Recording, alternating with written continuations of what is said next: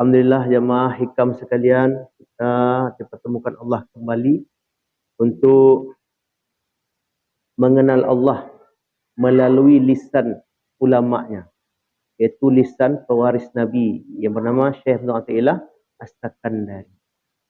Nabi berkata, al-ulama'u warasatul anbiya. Ulama' itu adalah pewaris para nabi. Bela jamaah sekalian,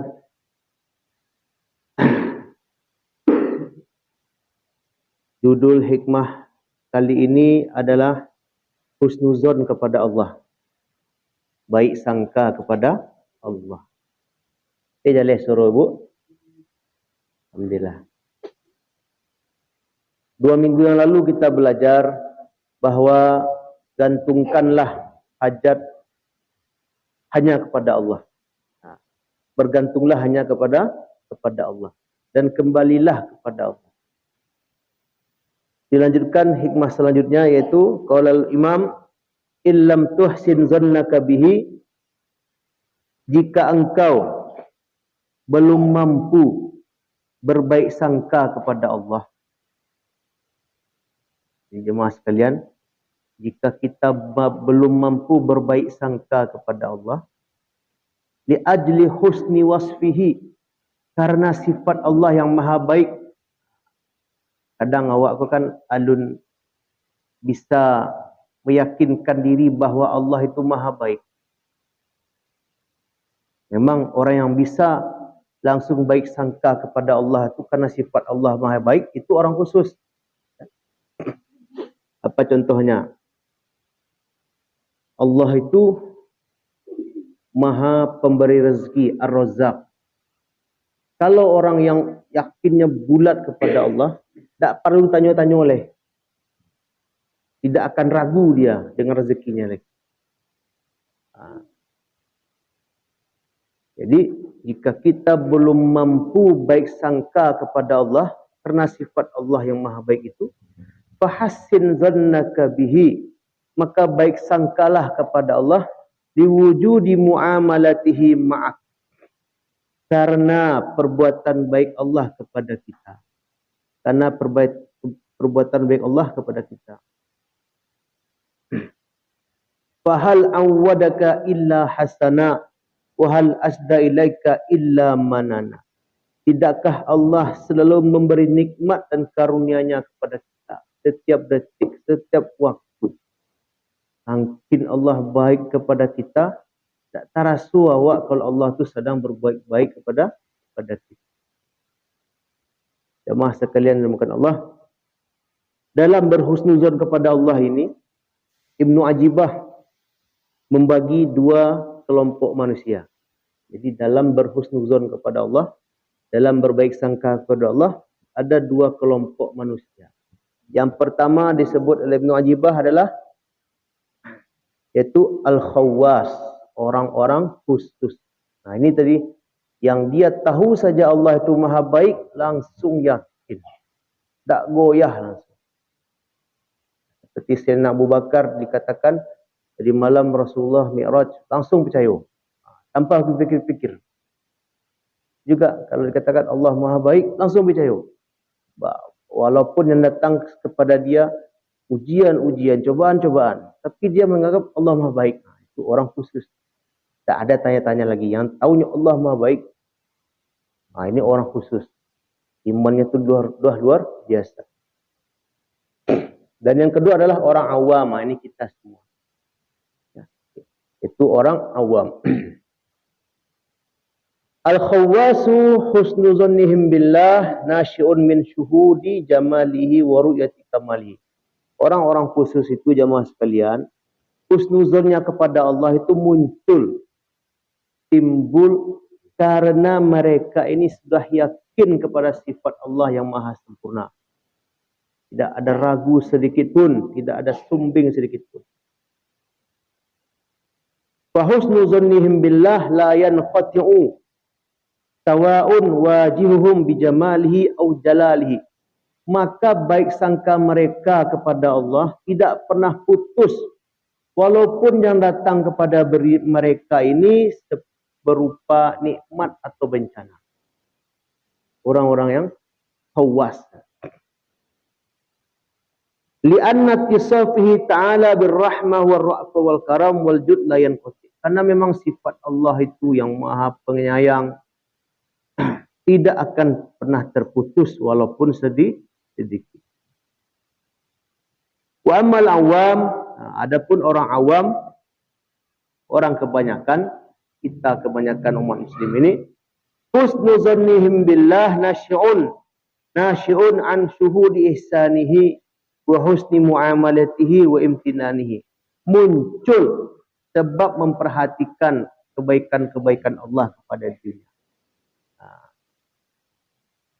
Syekh Ramadan Al-Buti mensyarah kitab bait ini dalam kitab beliau.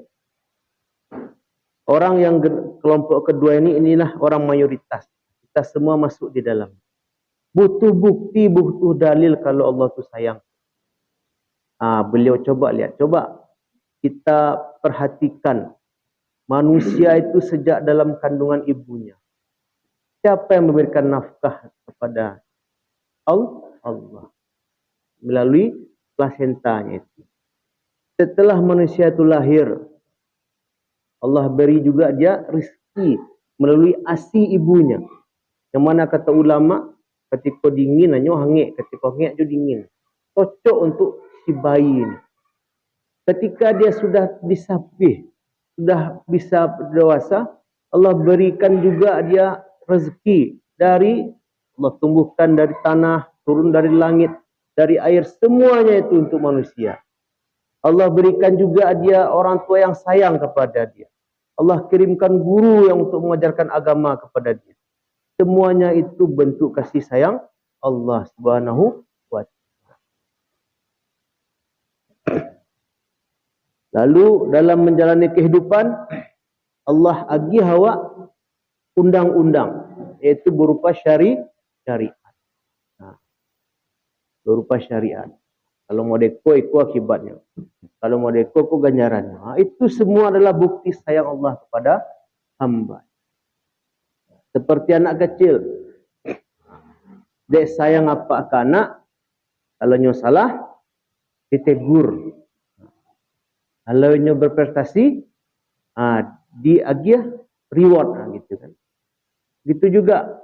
Ketika seorang hamba itu sudah jauh daripada Allah, Allah ingatkan dia. Allah utus, Allah ilhamkan kepada saudaranya mungkin, atau gurunya, atau orang tuanya, jangan berbuat salah jo. Itu sebenarnya Allah yang mengilhamkan supaya menegur si hamba tadi. Seperti itulah. Jadi ujung-ujungnya apa jemaah sekalian? Kalau fikir-fikir, tidak ada sesuatu yang Allah berikan kepada kita itu kecuali semuanya adalah baik. Pasti semuanya baik. Kalau ada anak ketek, misalnya, minta, ayah boleh napik. Tak, kerja lu. Kira-kira ayahnya jahit tu baik. Baik, karena alun umurnya pacik apa mungkin. Alun umurnya pacik apa.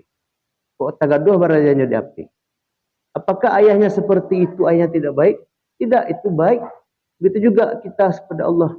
Ya Allah, agihku ya Allah. Alun Allah kabulkan, berarti bukan Allah tidak sayang. Dek sayang Allah, ilmu ada sampai, Allah tahan itu.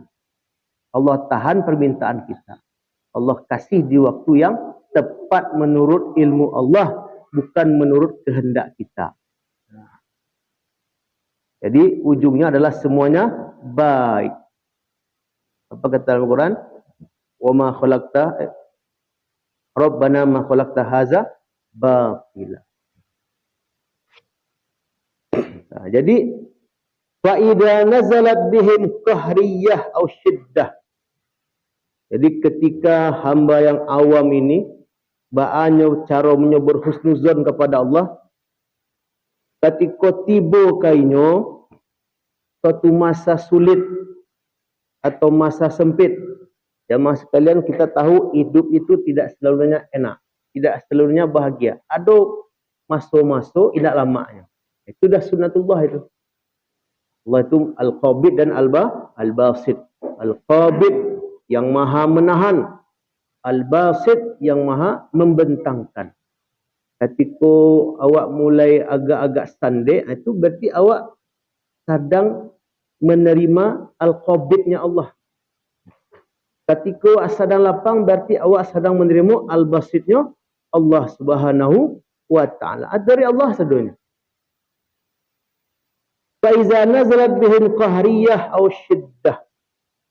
Ketika hamba-hamba ini yang butuh kepada bukti kalau Allah tu sayang kenyo, datang kepada dia qahriyah, masa-masa sulit, masa-masa penceklik misalnya. Nazaru ila salaf ihsanihi wa usni asda ilaihim min husni lutfihi. Mereka mengingat-ingat kembali, oh yo, 40 tahun ni duit banyak sanang daripada indak sanang. 24 jam Allah bagi waktu banyak sanang daripada indak sanangnya. Sudahnya itu, oh ternyata lebih banyak sanangnya daripada indak sanangnya. Akhirnya dia juga bersyukur kepada Allah. Itu macam-macam orang husnuzon kepada Allah. Pertama, tanpa perlu bukti, tahu sajanya Allah tu maha baik, langsungnya. Yang kedua, ini mayoritas umat muslim, masuk kita semua, yaitu dikana-kana beliau. Supaya menguatkan hati kita untuk bisa berhusnuzon kepada Allah Subhanahu wa ta'ala.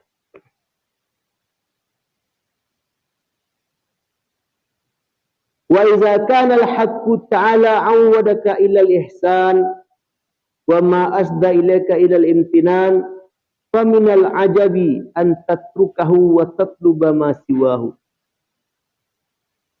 Setelah kita tahu jemaah sekalian, kalau Allah itu tidak magiah ke awak kecuali yang elok-elok untuk awak, tidak memberi kita kecuali yang baik-baik untuk kita, faminal ajab, maka sungguh ajib, aneh.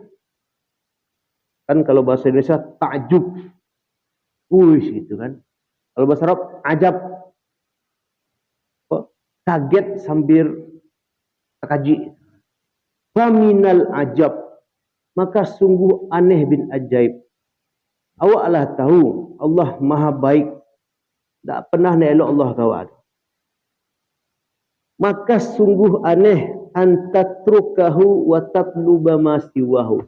Engkau meninggalkan Allah dan menuju kepada selain Allah.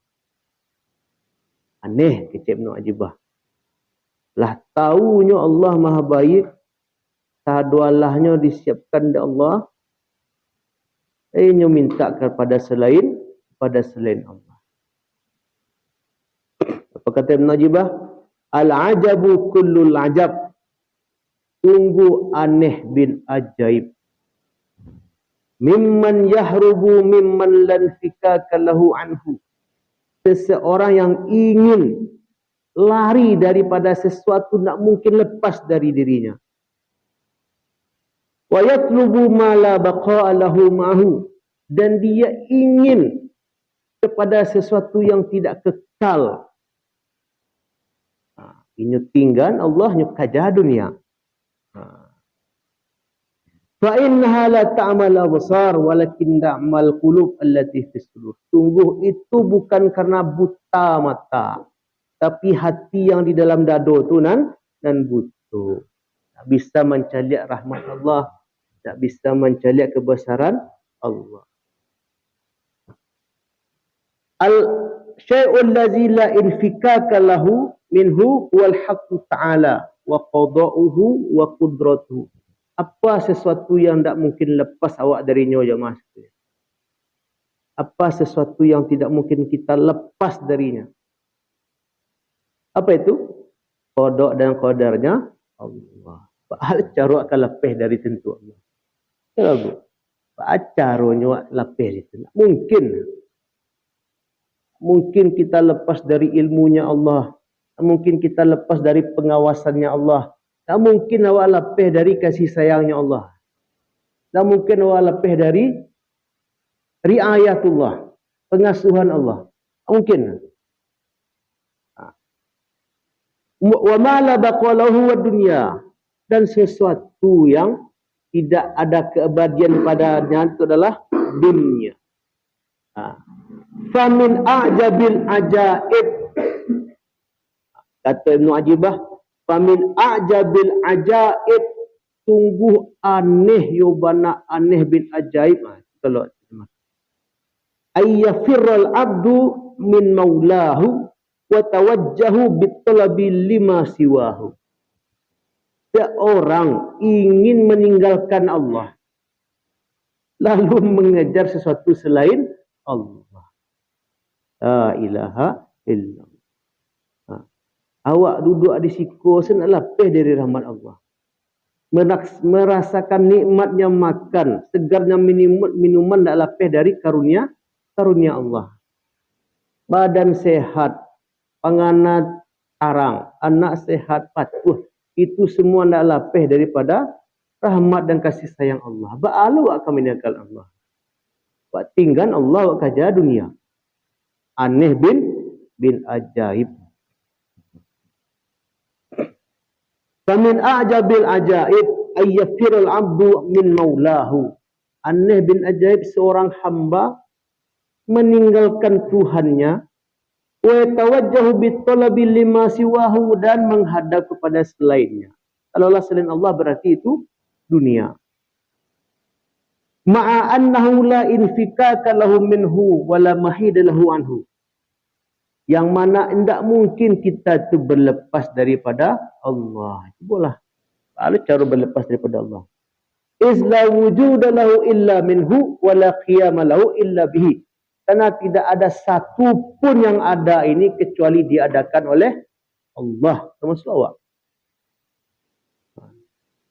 Jangan sangka awak kaya, dek kaya awak, itu dek dikayakan Allah. Jangan sangka awak berpangkit itu dek jari awak itu diangkat Allah.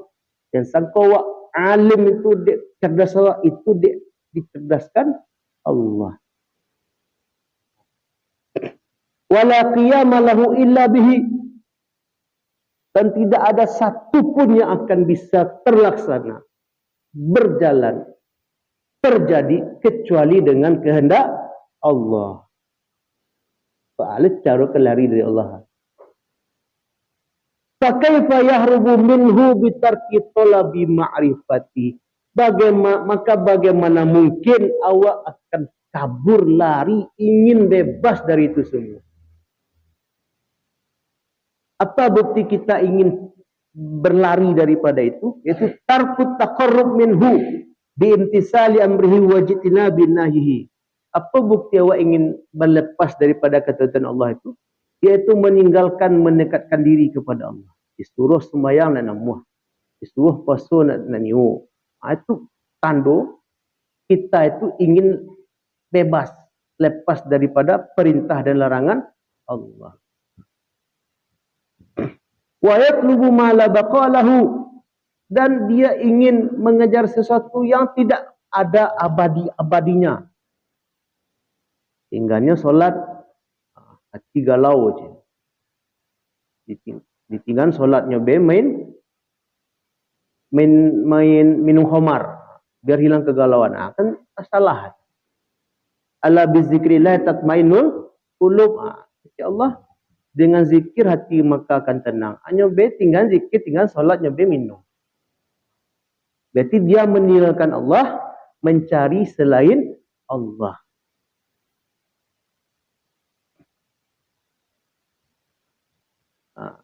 Wa yatlubu ma la baqalahu allati illam tazal anha fil hayah zalat anka bil mamat.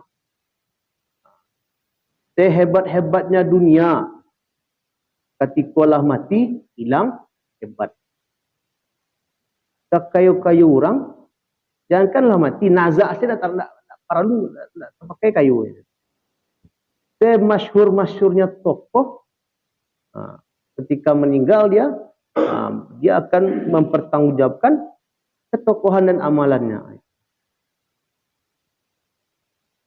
Maka sungguh aneh bin ajaib, seorang yang tidak akan mungkin lepas dari Allah, meninggalkan Allah menuju selain Allah.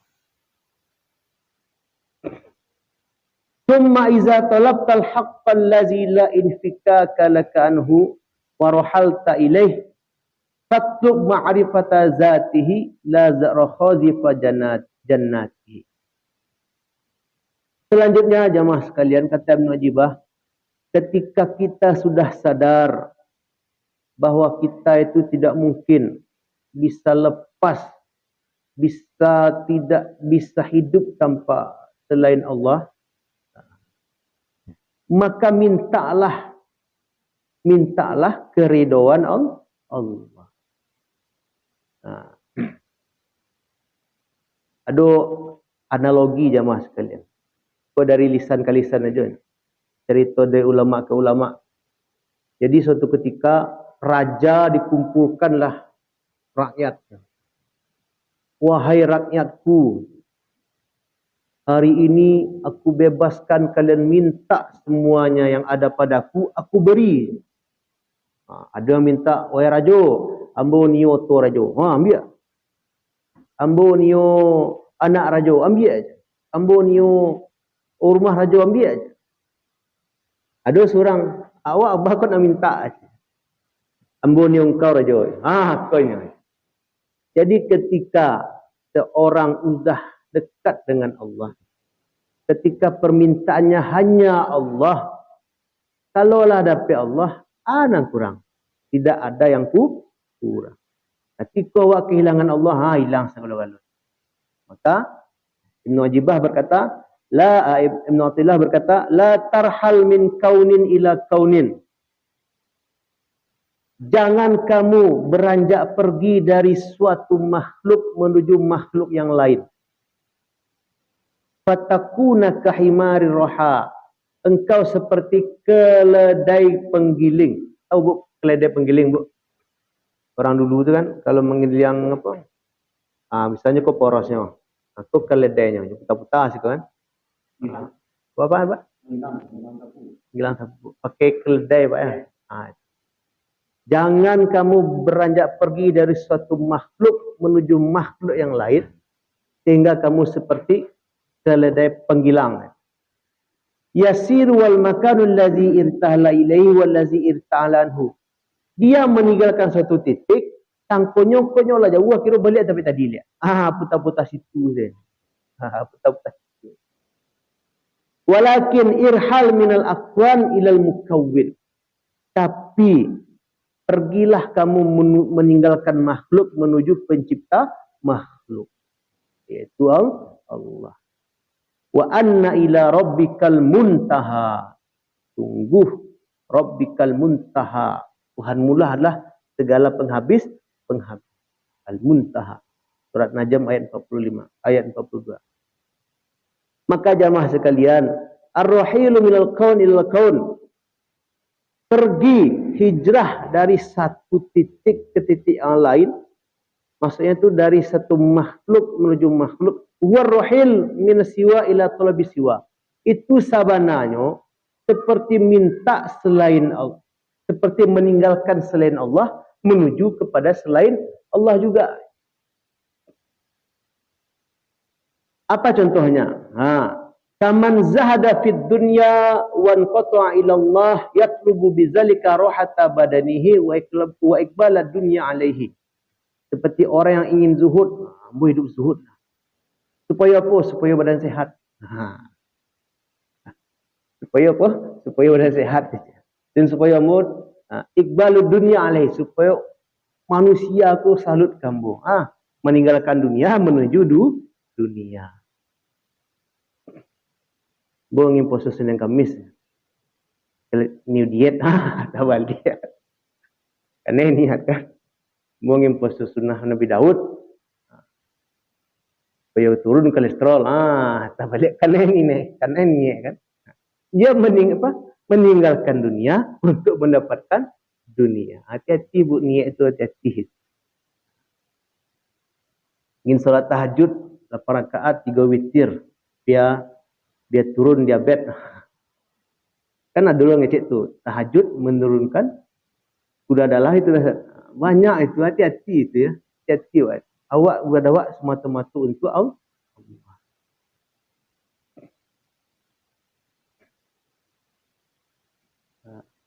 Man in qata'a ila Allah kafahu Allahu kullu ma'unah wa razaqahu min haitsu la yahtasib. Wa liqauli aidan man kanatil akhirah niyyatuhu jama'a Allahu alaihi amrahu. Siapa yang niat amal itu akhirat, Allah bawa sekalian bagi dia dunia. Jama'allahu alaihi amrahu. Allah kumpulkan semua amrahu, urusannya. Jadi kalau awak niat puasa untuk sehat, berarti awak dari makhluk pindah ke makhluk. Tapi kalau niat puasa awak untuk Allah, niat awak sampai sehat dapat. Itu beda di niat saja. Seketik kan. Jama'allahu alaihi amrahu. Wa ja'ala ghinahu fi qalbihi, dan Allah jadikan hatinya itu kaya. Apa yang hati yang kaya pun hati. Wa tashu dunya wa hiya saghirah, dan akan datang kepadanya dunia dalam keadaan menghinakan diri kepadanya. Itu. Jadi kalau awak semata-mata niat awak untuk Allah, jangan ragu, dunia pasti manuri. Tapi kalau awak meninggalkan makhluk untuk menuju makhluk, itu tadi. Seperti orang yang zuhud, kiranya untuk diet gitu kan. Wa kaman zahda fiha yatlubul khususiyah ka iqbalil khalqi wal izzi.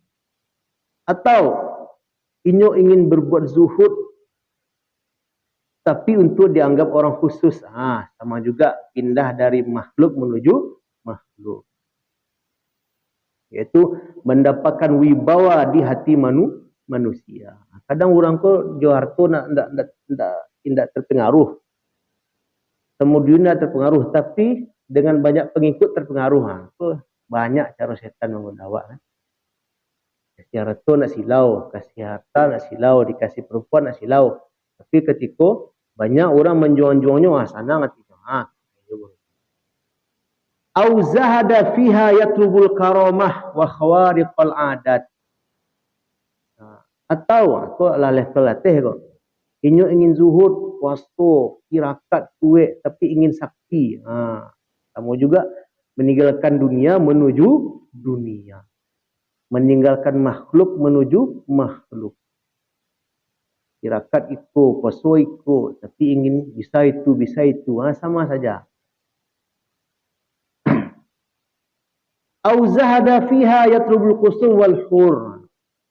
Atau untuk kalangan khawasul khawas, kalau kita nak bapai ni, itu meninggalkan dunia untuk mendapatkan surga. Apa nak ada bu? Cuma untuk kalangan orang yang sudah cinta kepada Allah, itu aib bagi mereka. Bagi mereka aib. Tapi kalau awak nak apa?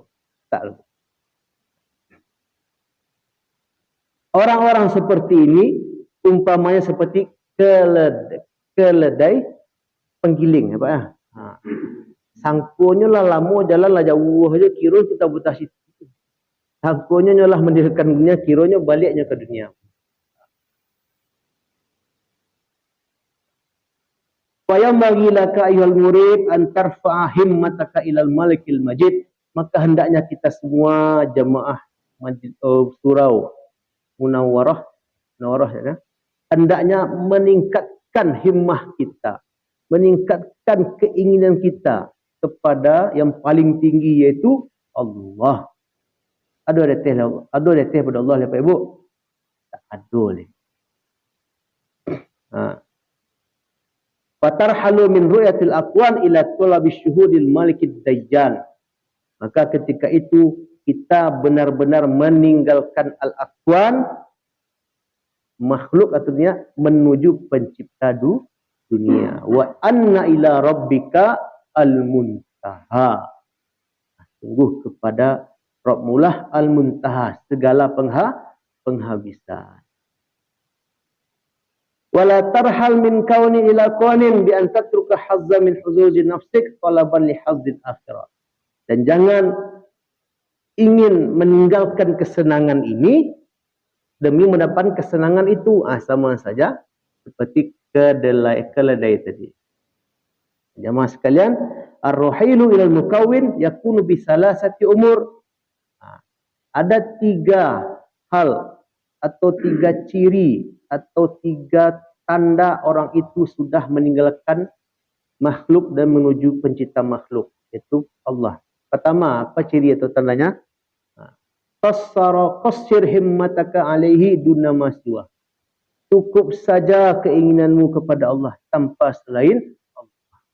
Jadi, awak niat puasa semata-mata untuk beribadah kepada Allah. Awak qiyamul lail semata-mata menjalankan awak fungsi sebagai hamba dan menunaikan hak Allah sebagai pencipta. Tak ada embel-embel lain.